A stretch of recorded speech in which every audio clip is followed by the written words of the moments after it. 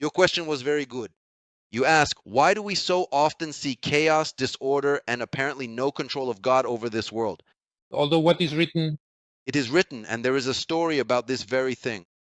This story is told by Jesus Christ himself. I will tell it now, and then I will explain what it means. So Jesus Christ himself tells this story.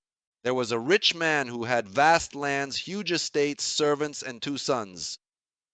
And the younger son said, "Give me my share of the inheritance. I don't want to live under your authority. I want to live independently. I want freedom." Well, the father was saddened, but indeed, the separatist, yes, exactly. The man, that is the father, was saddened, but he truly was free, so he gave him his share of the inheritance, and the son left for another country. There was no communication with his father at all, zero. No internet, nothing. Those were the times. In other words, there was absolutely no contact. In that country, as long as he had money, life was fun. But the money ran out, and then a famine began in that country. To avoid starving to death, this young man, he took off to the European Union, as I understand it. he got a job taking care of pigs, but he was still starving because the food given to the pigs wasn't given to him. And at some point he came to his senses and said, "Why am I suffering? I'll go back to my father. Yes, I have sinned against him, but he is very rich. Even if I become his servant, at least I'll be fed." So he returns and sees that his father is standing by the road, waiting for him. When he saw his son, he ran to meet him, embraced him, gave him a ring, expensive clothes, and threw a feast. In other words, he accepted him not as a servant, but as his son. And he didn't even say to him, "I told you not to go." No, he didn't say that. He was just happy that his son had returned. So the meaning of this parable is that this father is God and man is free with him. Man was created in his image and likeness and is different from everything else. He was created with the same freedom, the same degree of freedom as God. Likeness. That's why the son has the right to leave God and go to a land where a certain slogan hangs overhead. This is our world today. Don't interfere in our affairs. We know what we're doing. We'll run things the way we want to. And for all these many thousands of years, humanity has been steadily walking away from the Father. Problems begin because we all understand the farther we are from the Father, in other words, we wanted freedom, but ended up as slaves to the pigs. That is, we work for the pigs and even envy them for having more acorns or whatever else they have.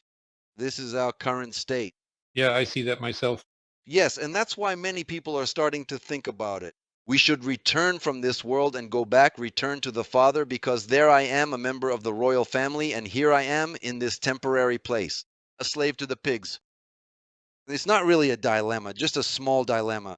That is, if a person isn't completely foolish, they should come to this realization. But this world today, it's a world of human freedom, of human liberty. Yes, it was God who made it this way. But if we return to God, that's the place where God's authority exists, where His care is present, where His control is, and so on. In this world, the world is not controlled by God. This world, that is to say, He created it and doesn't control it, right? yes, exactly. He gave freedom to man.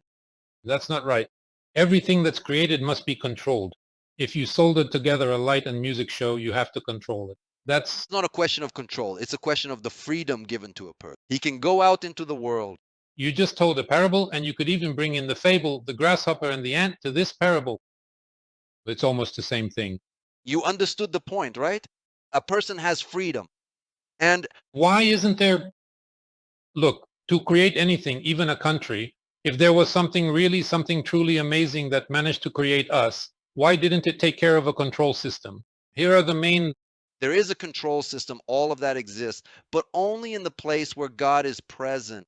But if a person says, "I don't want to be with you, I won't be with you, I don't want to," especially with children, when you start insisting, they start getting irritated. And then you take a step back and say, "That's it, you're free. Go ahead and learn the hard way.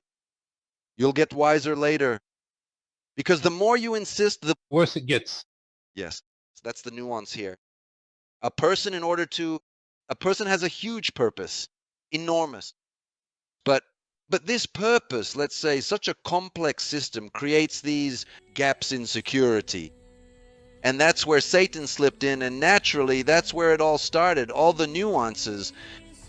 But free will is a necessary part of a person, so that's exactly how the design was intended. A person must have free will. This is one of the God values it greatly. He has great respect for it. And so if someone says, I don't want to be with God, he will never force you. That's why, for example, if you ever feel that I'm pushing you or manipulating you, then it's not from God. I started to feel it. That means I'm wrong. He respects your choice. For him, this is an absolute. So, if you want to be with him, come to him. If you don't want to be with him, then you don't have to return to him. Enjoy this world if you can. I understand.